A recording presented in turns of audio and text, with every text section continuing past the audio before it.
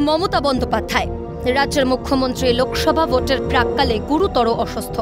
নিজের বাড়িতে পড়ে গিয়ে চোট, আঘাত, কপাল ফেটে রক্ত, তারপরেই হাসপাতালে চিকিৎসা শুরু হয় মুখ্যমন্ত্রীর।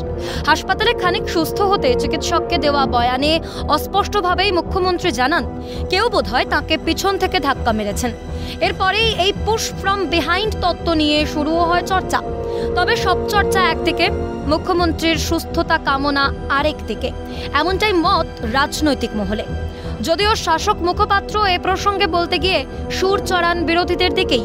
মুখ্যমন্ত্রীর অসুস্থতা নিয়ে কুৎসা রটাচ্ছে বিজেপি এবং বিরোধীরা মন্তব্য করেন এমনটাই। অনেকগুলো কুৎসা হচ্ছে।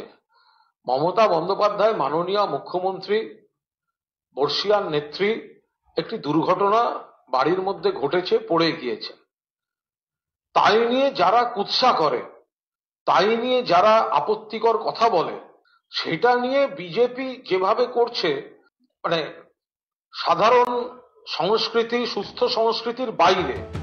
মুখ্যমন্ত্রী জেড প্লাস ক্যাটাগরিতে পড়েন, তার রক্ত মুছিয়ে দেওয়ার মতো কেউ রইল না তখন? এই প্রশ্ন জাগছে সুজন চক্রবর্তীর মনে।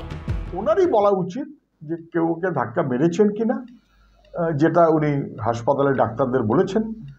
ডাক্তারবাবুরা সেইভাবে কার্যত স্পষ্টতই বলেছেন।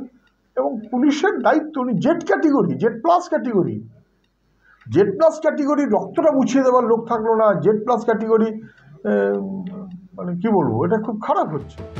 আবার শাসক মুখপাত্র যতই বলুক বিরোধীরা কুৎসা রটাচ্ছেন, বিজেপি শিবিরের সকলকেই কিন্তু মুখ্যমন্ত্রীর আরোগ্য কামনা করতেই দেখা গেল।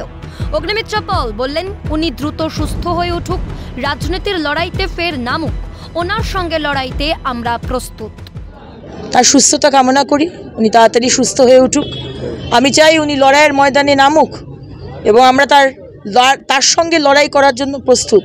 তাই তার সুস্থতা তাড়াতাড়ি হোক, আমরা এটাই কামনা। বহু লোক বহু প্রশ্ন করছেন, তবে সবার আগে ওনার সুস্থতা জানালেন বিজেপি নেতা দিলীপ ঘোষ।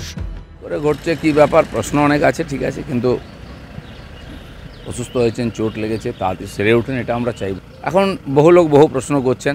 প্রথম হচ্ছে ওনার সুস্থতা, তারপরে এটা নিয়ে তদন্ত হওয়া উচিত যে কী করে ঘরের মধ্যে চোট পেলেন, কেন এগুলো হয়নি। অনেক প্রশ্ন থাকে সব ঘটনার, সেই প্রশ্নটা ভাবা উচিত, কারণ উনি আমাদের পশ্চিমবাংলার 1 নম্বর ব্যক্তি, তার শরীর স্বাস্থ্য নিয়ে আমরা সবাই চিনি।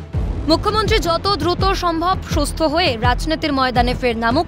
যেভাবে তাকে দেখতে আমরা অভ্যস্ত, সেভাবেই তাকে আবার দেখতে চাই।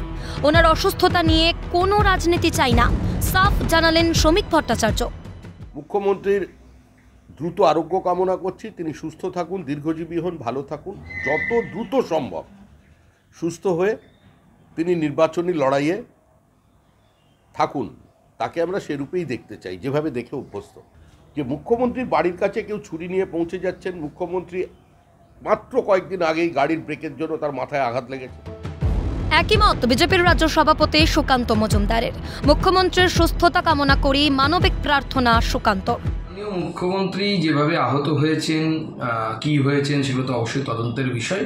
যাদের তদন্ত করার দায়িত্ব তারা করবেন, কিন্তু আমার মনে হয় এই মুহূর্তে সবথেকে বড় বিষয় হচ্ছে মাননীয় মুখ্যমন্ত্রী যতটা দ্রুততার সাথে সুস্থ হয়ে নিজের স্বাভাবিক জীবনে ফিরবেন, আমরা সেটাই প্রার্থনা করছি ঈশ্বরের কাছে। উনি দ্রুত সুস্থ হয়ে ফিরে আসুন স্বাভাবিক কাজে, সে রাজনৈতিক কাজ হোক এবং প্রশাসন।